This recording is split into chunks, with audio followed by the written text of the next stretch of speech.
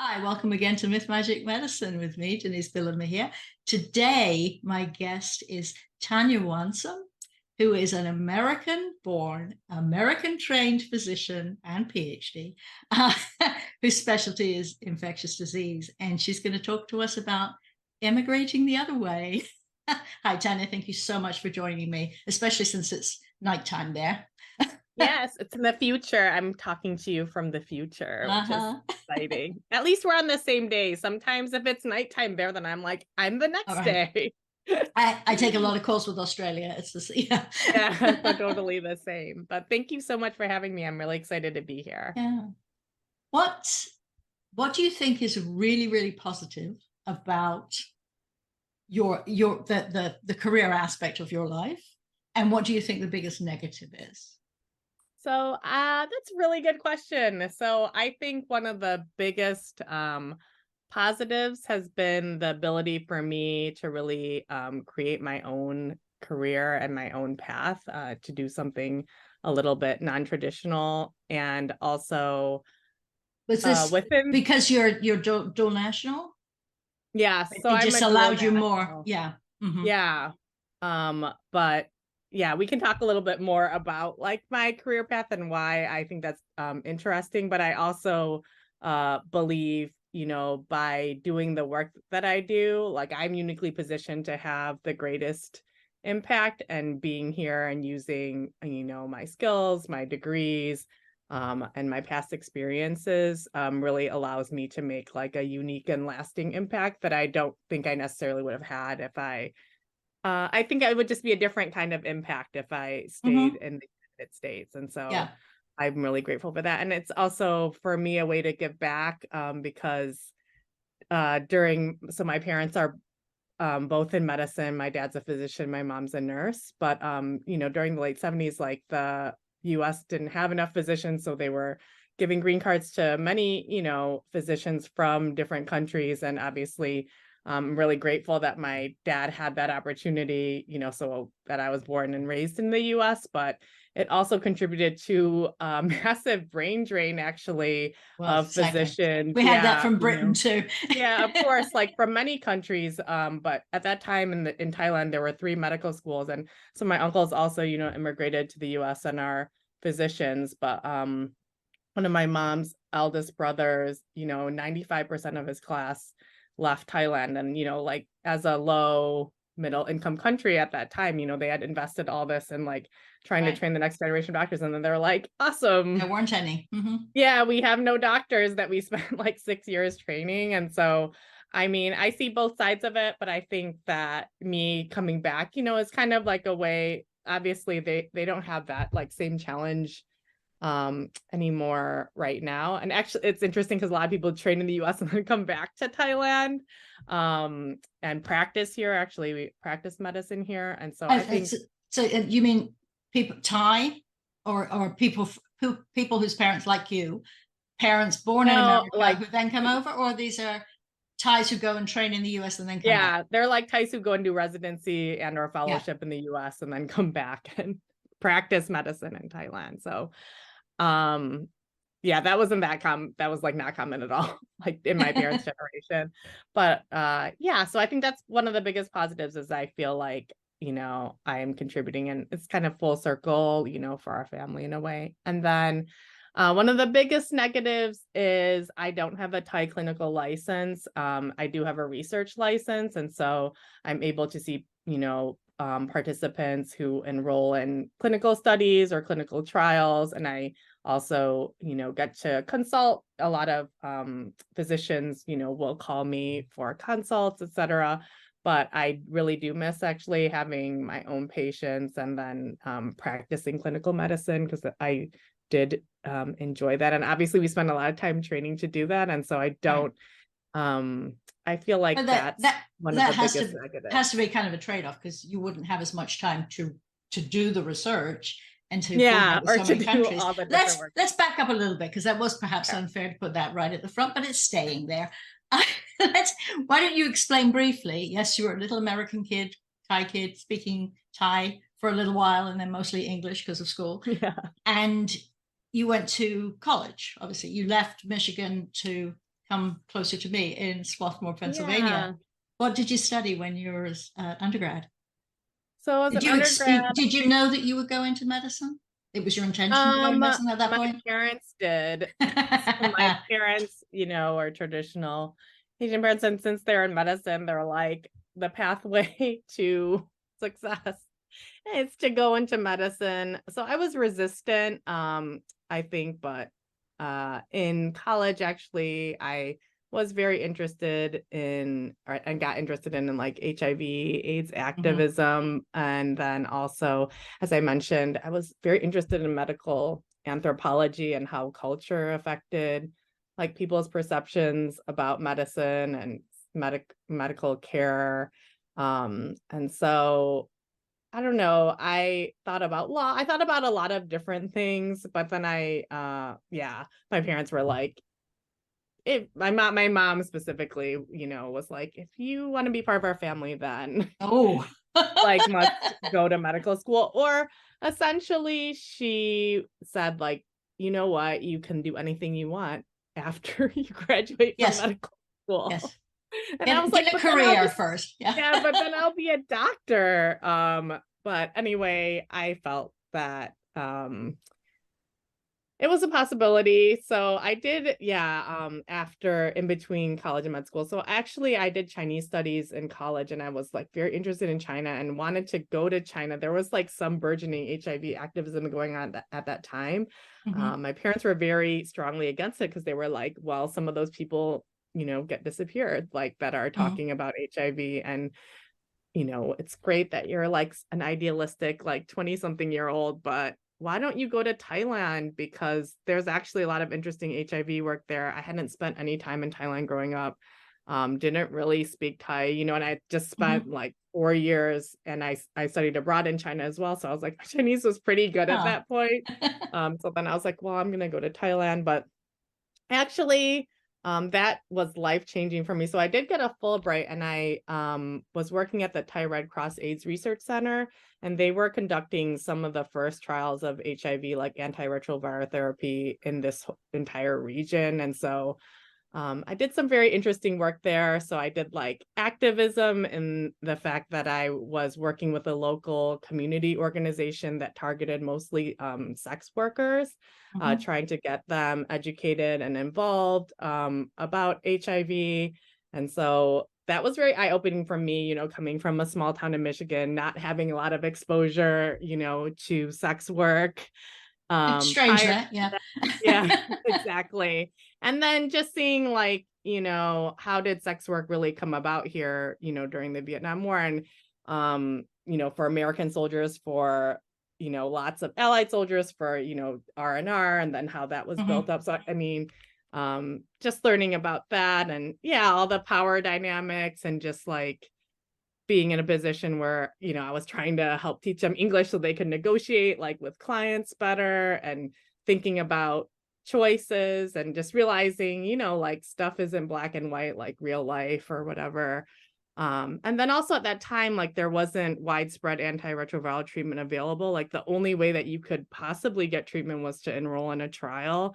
And so I think there was interesting ethics around that. And so I was working on making sure people understood informed consent, and just got really interested in clinical trials and how they could be used to, like push and advocate for like life-saving care for people. And so I was an interpreter in the clinic. So there were Australians, Dutch people. So this was a collaboration between Thailand. So your Thai came back to you pretty quick. Yeah. So I actually like learned Thai during that year. I like, I spoke some English, but I was really immersed, and was, really tried just to like speak as much Thai as possible. And then I think it was interesting because my parents didn't believe that I spoke Thai, and they were like, we have no understanding, like, how can you be an interpreter in a clinic? And, their extended family was like, Tanya speaks Thai now. Like,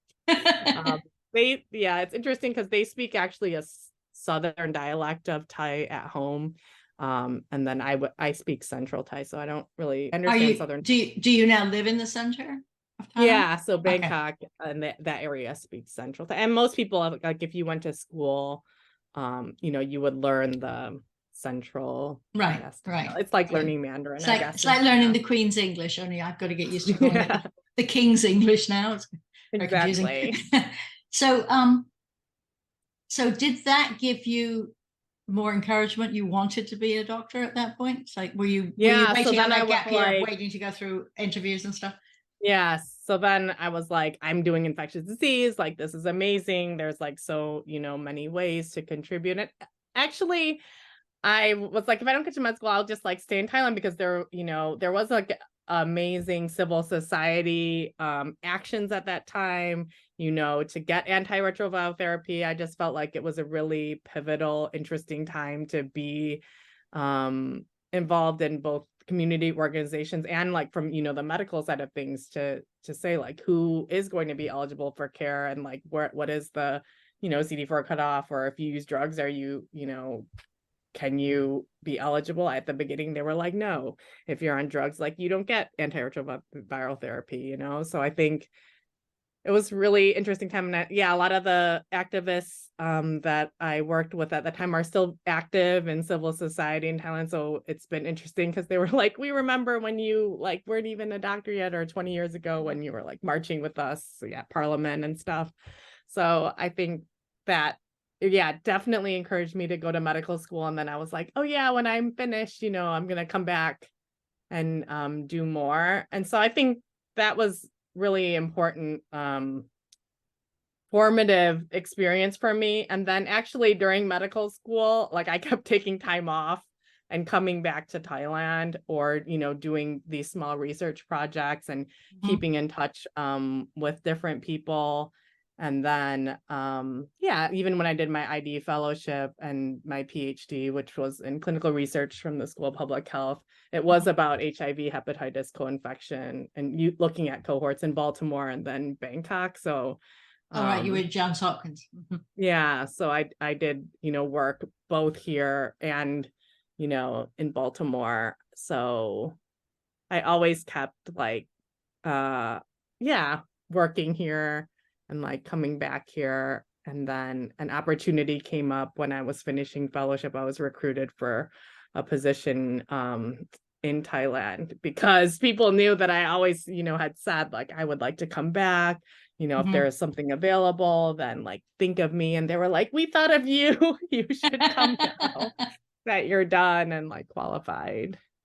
So actually, this was sort of in the cards anyway. Even I thought you had gone back because your parents went back, and so you thought it would be good for the children, and Yeah, but no, really, you might it have was been the me. driving. You were the driving force. Yeah, I was the driving force. I actually, thought I would always stay involved in Thailand, but when I went to medical school, I really thought I would be in academic medicine. And so that was like a big departure for me, like getting an MD, PhD. I was like, of course, I'm gonna stay. And I actually did stay. So I, had won like an internal training grant at Hopkins. I was on the path to, Tenure. just stay on faculty. I was junior faculty, so I had my first, faculty appointment when this position came up. Was working on writing another grant. So it was very difficult actually decision for me to leave. And my parents actually, I think, were a little surprised because they, were like,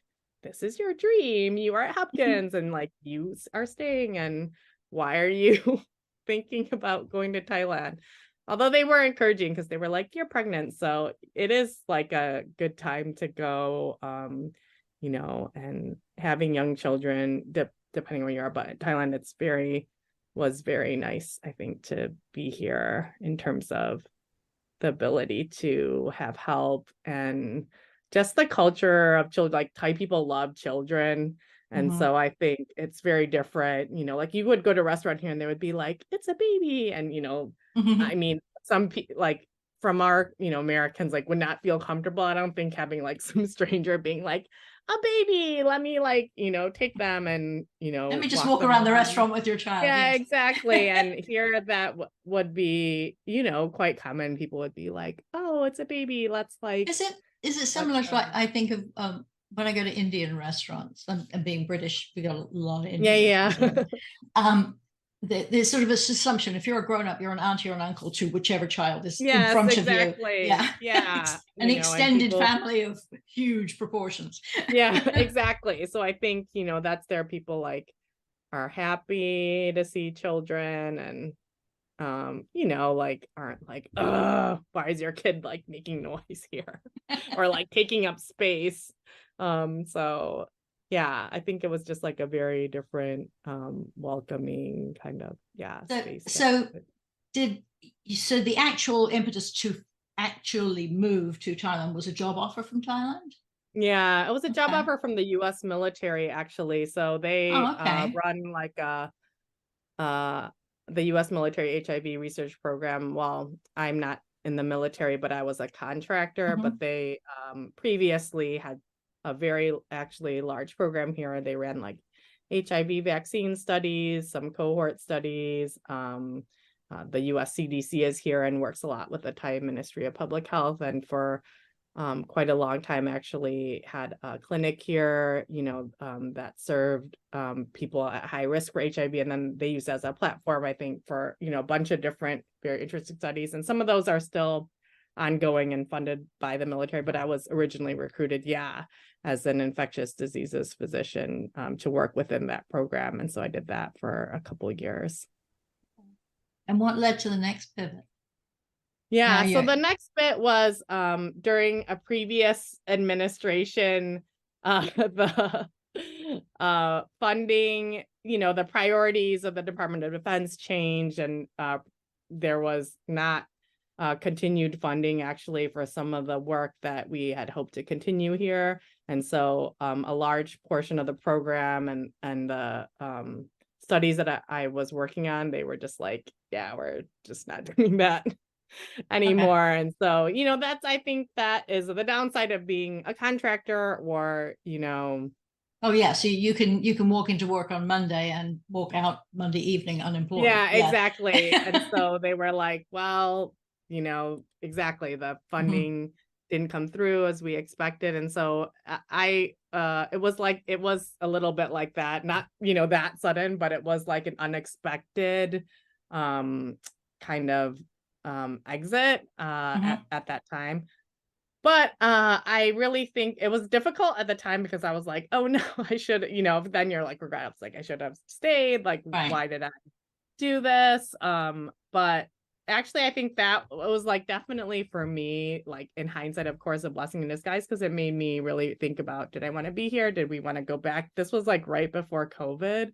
And Mhm. so we decided to stay here. I had an opportunity actually to like return to my roots and work with a local new kind of nonprofit social enterprise that had just gotten funding from the Global Fund for AIDS, TB, and Malaria to run a community-centered, like kind of implementation science project targeting people who use drugs. So they were like, we want to test and treat people for hepatitis C in the community, and be the first, study to really do this outside of the hospital, outside of clinic, outside of tertiary care settings, which is at the only time or only place at that time where you could get hepatitis C treatment. And I was Mhm. like, oh, this is me. Like, I'm gonna come. Yeah, it's like HIV, viral hepatitis co-infection. I was like, I love this. I want to work with Yeah. Right. marginalized I've come populations. home again. Yeah. Yeah, exactly. So it was kind of homecoming, and I was like, okay, let me try this for a year. And if this project works, then that will be really cool. And, we'll have like implications for advocacy, for public health. And so I did that. And I'm still actually doing that work now. It wasn't sustainable like for a long term, just because like my children go to international school and it was a local nonprofit. Mhm. So They my they were husband was like, paying Thai salary. yeah, exactly. And my husband was like, this is great. He's like, I know you're happy. You're like flying all over and doing your thing. Mhm. But he was like, let's think about something. So I was like, okay. So I actually looked around and, had my eyes open and, just talking to people like in my network, that I was looking for different kind of work and or different projects to work on. And then I started becoming involved in other trials, like I mentioned. And so they were looking to start this multinational trial testing a new drug for gonorrhea, and they were like, do you know anything? And I was like, yeah, of course. I was like, all these things are related, like HIV, sexually transmitted infections. And how I originally was approached were like, they were having difficulty getting the protocol through the Ministry of Public Health, IRB, and somebody was like,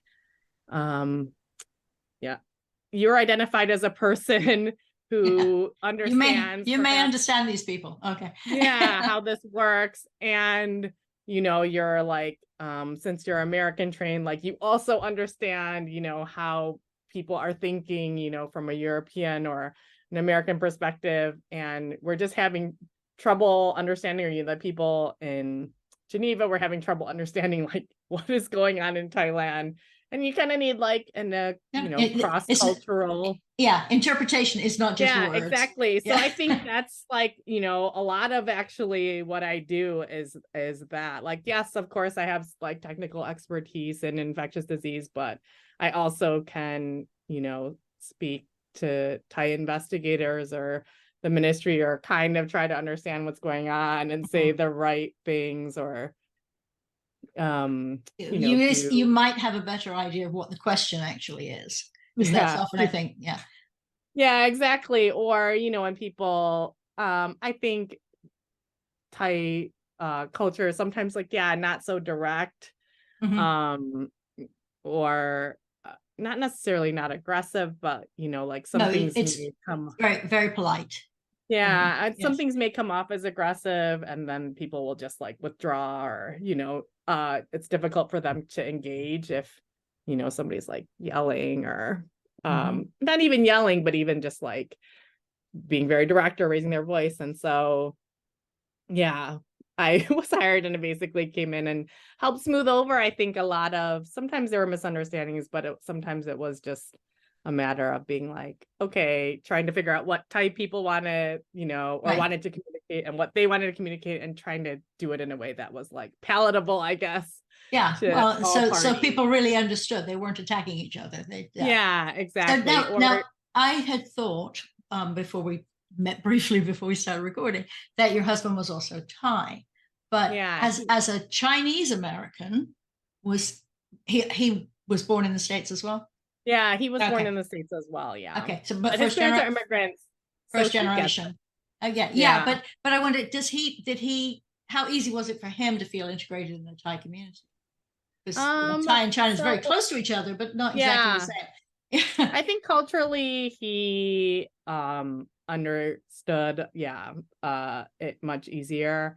And then even like learning to speak the language. So because he had, background in speaking a tonal language, he went to Thai school here, and he could pick it up a lot more quickly, I think, than somebody who didn't have any background speaking a language with tones, like different tones. And why are you saying the same word over and over and over? Yeah. And then he actually looks very Thai. So many people here are like, your husband looks more Thai than you, even though you say that he's Chinese. They're like, he looks Thai. So I think it wasn't so hard for him to integrate. And I think, being in Bangkok, it's such a metropolitan, such a huge city, that later on we were able to meet a lot of people that are from all over, but also like Americans, or other English speaking people that he feels at home with. Has he had a similar reasonably smooth path career-wise, having moved? So it's very interesting. He's in IT, and he's actually kept one of the same jobs that he had since we were in Maryland. So I was like, now he's been there for like a long time. But pre-COVID, he was one of the only people who was working remotely. And even when we initially moved here, he was like, hey guys, I'm like gonna go to Thailand, when my wife, does this project maybe for 2 or 3 years, but then I'm gonna come back. And so everybody was like, okay, first they were like, we don't know, maybe you can work remotely, maybe not. Oh, we'll just try. And then it worked. And then post-COVID, actually, his entire division became remote. and stayed remote. So it was an interesting shift because I remember they were like, It's you can't work remote. And then they it's were like, not everybody work remote. my husband had this. I mean, we stayed within the States, but we had that sort of issue. Like, I could do exactly the same job because I'm still talking to you on a computer, even if you're in the same office. We can do this Yeah. now. People didn't want to move, but having been forced through COVID to see that you can work remotely. And there's a lot of pushback from people right now. They've got to justify having these expensive offices. Yeah, exactly. I mean, that was part of the reason they made his group remote was they were trying to, like reclaim office space, or maybe they didn't need so much office space. So so now his entire group is remote. And then, he's also been able to be an independent consultant. And sometimes he takes on, some other smaller IT projects. But the interesting thing for him is he actually works nights. So he works Eastern time. And I think for him, that's probably the biggest negative is working, at night. Maybe he doesn't work all night, but he has to be there for meetings. Oh, yeah. What's his night? Yeah. Exactly. This is really fascinating. It's quite different from the previous 12 interviews because it's been, lots of different countries are being represented. But let's talk a little bit about attitudes to healthcare then, and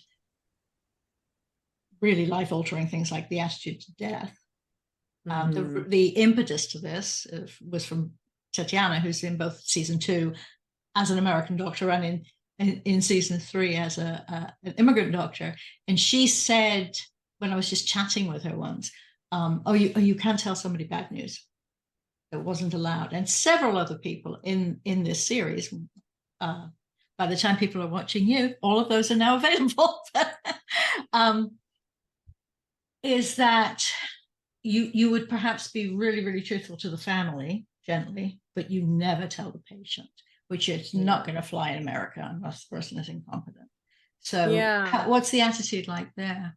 So I think that's somewhat similar, especially with the older generation. Like, for example, if someone had cancer, traditionally some people, exactly, like you could tell a family member, but maybe my parents' generation, like they wouldn't tell the actual patient. I think that's changing a lot now. And people, with more information do want to know, or want to be more active participants in their healthcare. And so I think that's definitely changing. I think it's also because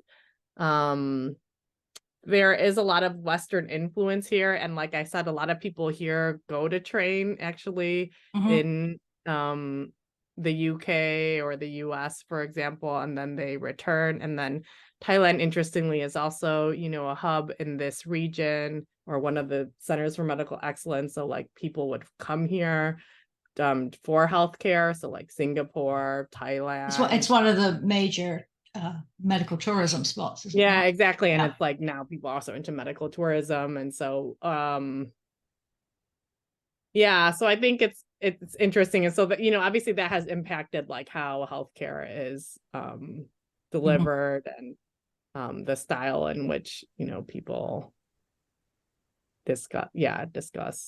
Is the attitude towards the inevitability of death at some point, is it understood differently there? Is there a different, the general ethos? Traditionally, so the national religion, although there are other religions here, but the majority of people I think do still identify as Buddhist, and so or Theravada Buddhist specifically. And so I think yes, like inevitably there is death, and then if you are Buddhist, you most likely do believe, that my family is Buddhist, like in reincarnation, and so that like you would have another life, and you've had lives before this as well.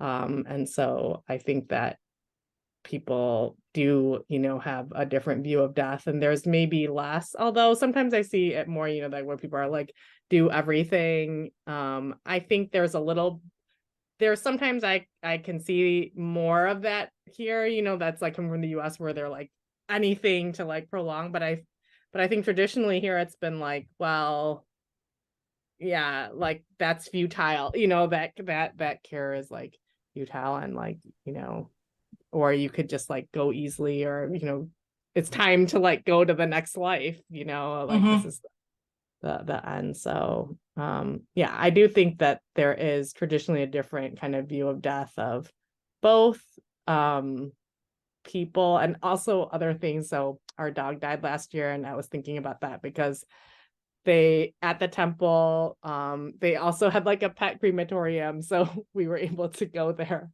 and have like a little ceremony for him. But I was like, this is kind of nice. And yeah, talking to the Helps kids, the children. like, yeah, and then the children, were there with us, and then we were like, do you think, yeah, and then they were like, oh, we hope Yoda, if he's a dog again, like that he has like a nice family, or where do you think he is now? And I was like, I don't know, we don't know. Yeah. And there's So a I reason think for that too.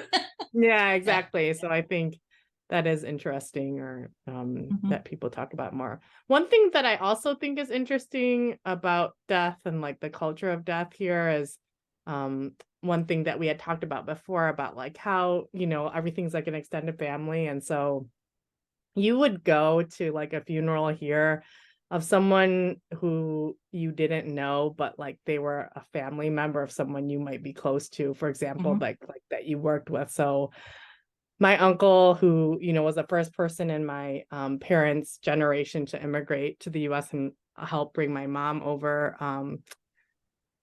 back in the 70s, passed away. It was a little bit after COVID, so a few years ago, but I remember like the people I worked with, doing the Hep C project, like they sent a wreath, and like, yeah, close colleagues came to the funeral. They've never met him like ever in their lives, but like knew that he was an important person to me. And yeah, we're just there like for support. And that is very common, in Thailand. So I think that's been interesting for me to see too, like how people come together around death in a different way. Because like in the US,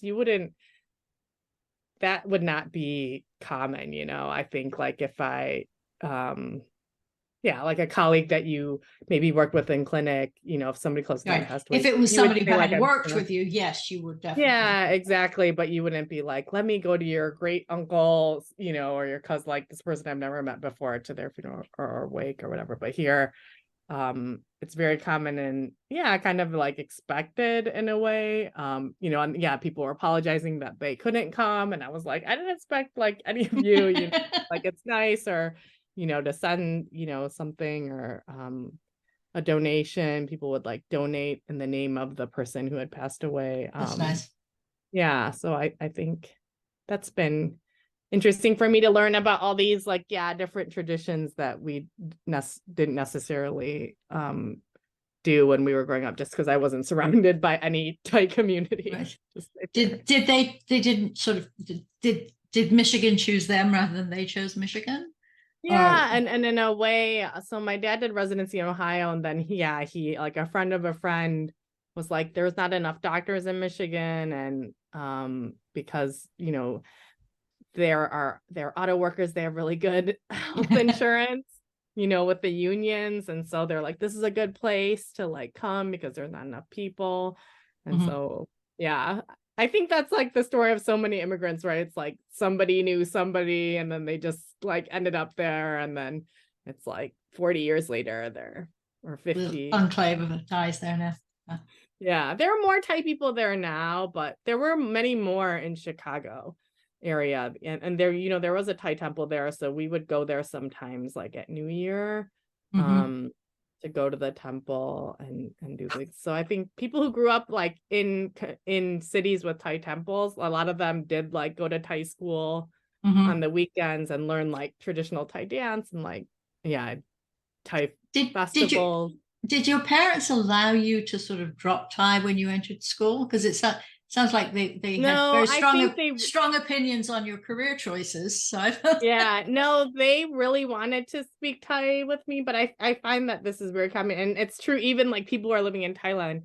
Since our kids go to international school, a lot of the Thai parents are complaining that their kids only speak English to them, and I think they tried, and then they were like, this is a losing battle. Like, what are we gonna really do? Like, they tried to speak Thai around us, and then to me for like a certain amount of time. But actually now, like my parents almost exclusively speak English to me. They're kind of just used to it. And then I'm like, can you speak Thai to like my kids? And they're like, oh, we forgot. And then I don't know. I Well, think but it's you, hard for them as you to. explained, they speak South and not Central. Yeah, So yeah. They can speak Central Thai though, like because to other Thai people who are not from their region, they they have speak to. Thai. But I don't know. They're I think they're just used to it. And then yeah, of course, like with my husband, they're like, well, we speak, English with Chris. So I was like, okay. Yeah, they're Okay. funny. So this, like I said, this is different from the other 12 interviews because you went a different way. And so pretty much everybody will know the basics about how Americans learn medicine. Don't have to go over how. Yeah. Do you feel there were any, well, you weren't practicing clinically at any point in Thailand when you were with the American, it was all. Yeah, like So, but I mean, I could see patients, but they must be enrolled in like a clinical right, trial or a clinical study. And so even now I do see, in the community study that I am a part of where we test and treat drug users for HIV or hepatitis, STIs and things. I do get to talk to patients in that capacity and then provide care like within right, the right. under the umbrella of like You a are a study. consultant to the other medical people there. Yeah, exactly. So I'm not sure you can answer this since you haven't worked clinically, the way you would have in the States. But did anything strike you? This is always the question to the immigrant doctors. Yeah. What struck No, you as so strangest thing about American medicine or the best thing about American medicine?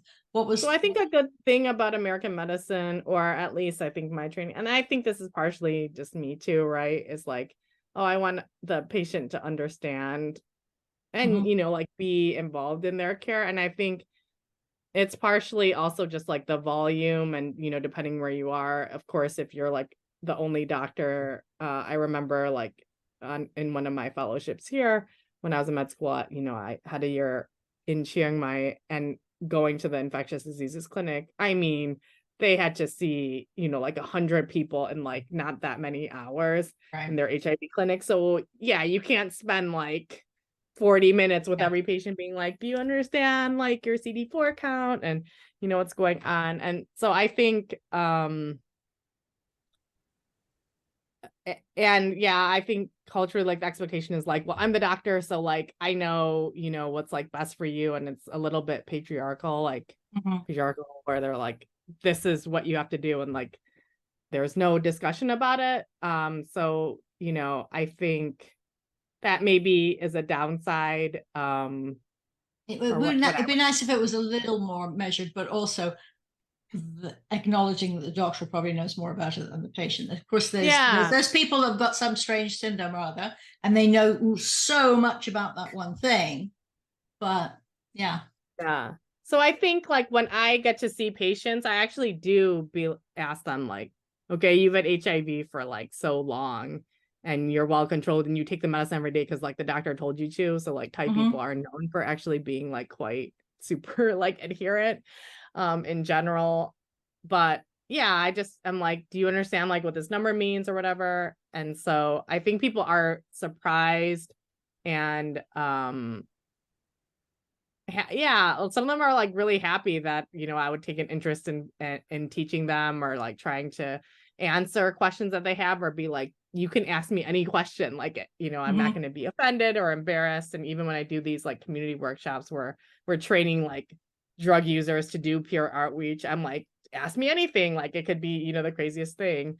And yeah, there are very interesting questions, and some of them I'm like, I've never thought of that, like so I like that part about, I mean, not all doctors are like that either in the US, but I think at least like generally people are willing to have a conversation, or I think if a patient is it's the time interested. constraints really that are the Yeah, biggest no, problem. totally, like primary care, like that's Yeah, not happening all the time, but I think people are do you want the patients to be like interested, and they can ask what yeah, of course, to like a yeah, certain extent, but and do as much as they can to control their illness, not have it yeah, control yeah, them. Yeah, yeah. exactly. So I think that is one thing that I've appreciated about the thing that I don't the healthcare system in the US, I'm sure many people have talked about it, but just like how insurance is set up and, I don't know. I think that there's not, true safety net for so many people is probably like the worst thing. And yeah, of course, like, you came from NHS or I mean, there is still national healthcare in Thailand. Do you get everything? And would you get like state of the art, oncology care? No, but I mean, you At still least it's get a a basic, level paying. yeah, There's you a get a base playing basic, field. Yeah. yeah, level of healthcare, and you wouldn't necessarily go bankrupt, or if you were pregnant, you could go to the hospital and have your child. Where I feel like in the US, like sometimes that's not, the case, or people are like scared to go. I think Or they put it correctly. off and then it costs even more because Yeah, it's so far exactly. advanced. Yeah.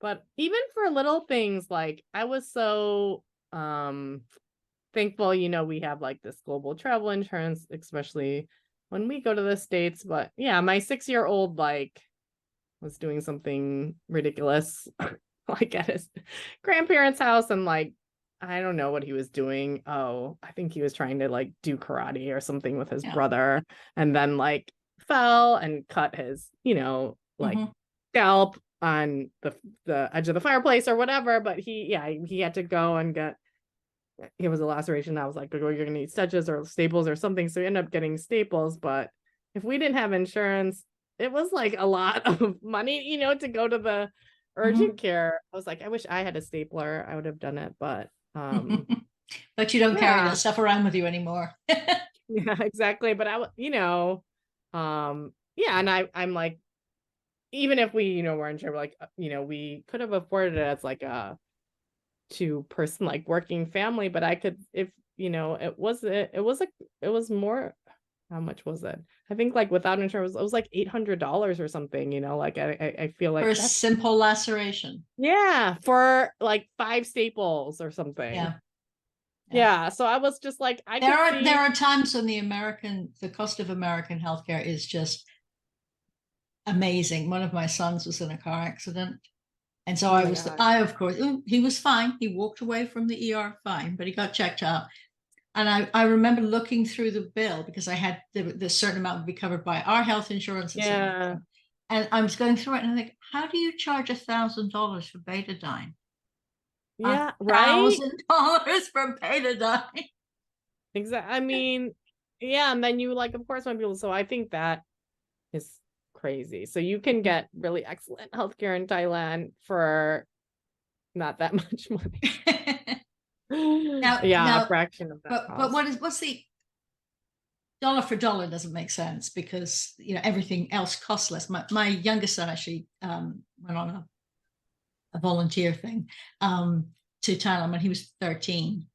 Oh And wow. he was like the richest kid I mean, all the American kids he was with were like ridiculously wealthy. And he was walking around, it's like, they're giving away whole meals for $2. Yeah, no, you can still actually get some meals on the street for not that much. Yeah, it would be like $3 to $5. I think that's the interesting part about Thailand. Like, yeah, in Bangkok, you can get still meals for $3. So, but you can also get like Michelin stars. So you could spend like, Right. Oh yeah, somebody would be happy um, to take your monies everywhere in the world. yeah, exactly. But it's interesting that there is such a gap in here that, yeah, like you can still get a $2 or $3 meal, many places, in Bangkok. And then, yeah, you could also spend like $1,000 or something, Yeah. crazy if you wanted to at the high end restaurants. We've been we've been chatting for a while, so before we go, please call me again. I'd love to continue talking, but before we go, um, is there anything you'd like to tell America in general, whoever's listening to this, many of whom would be doctors, um, about the work you're actually doing now? Because now you've started your own consultancy. What?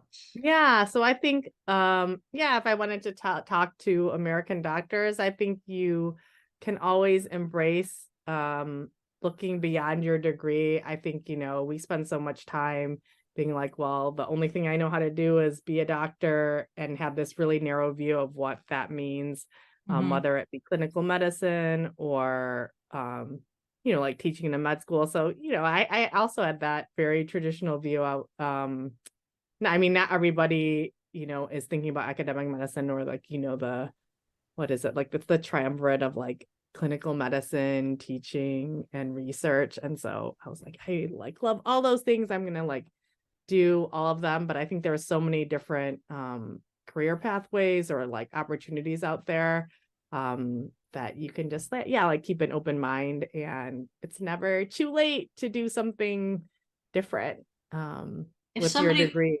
You do some career coaching with people? Yes. So I also do career coaching if people are interested in making a change. It could be, non-traditional or not. So I know that I have a quite a non-traditional career path, but yes, I also do career coaching, and I have a YouTube channel that I haven't posted on in a while, but I should again, where I just talk about. It's hard to find time, especially with 2 children. Yeah. But I just talk about, coaching has really like impacted me and like changed my life, and just little tools from like everyday life about how I approach.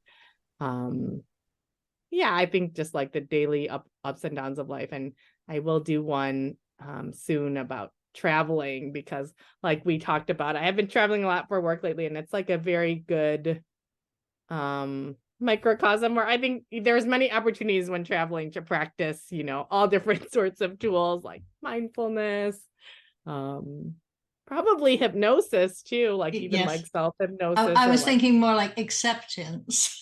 Yeah, exactly. While sitting in an airport waiting for a plane to finally show up.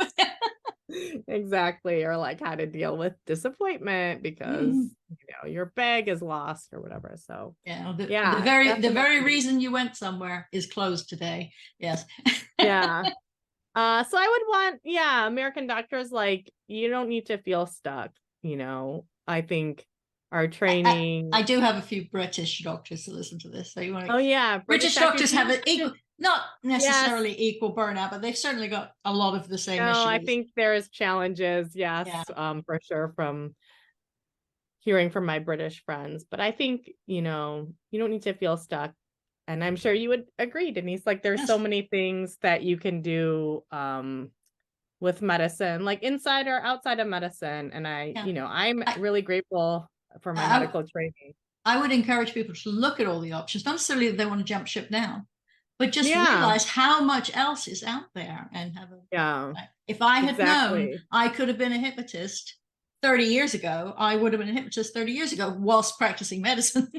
Right. No, I think that's totally true. So I think, people are doing like all sorts of interesting things, and you can too.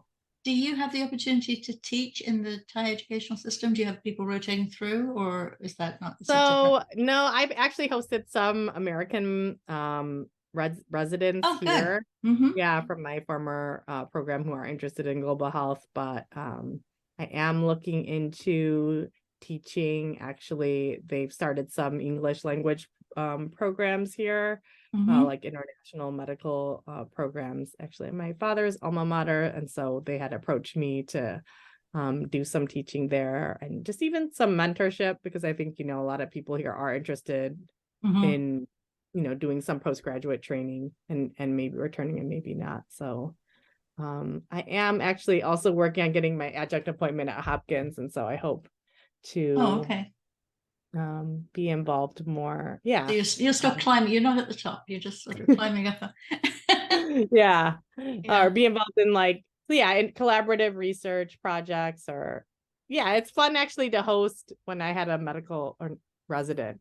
Now here was interesting to have him and see what is the day-to-day work like, or what am I doing here. So thank you so much for spending this time. This has been great. I hope we meet again soon, and I hope lots of people go and look at the link, which will be in the show notes, both on YouTube and on the regular podcast. Thank you so much. Thank you, Denise. This was really fun. Thank you for joining us at Myth Magic Medicine. If you have found this episode useful, you can apply for free CME credit through the link provided in the transcript.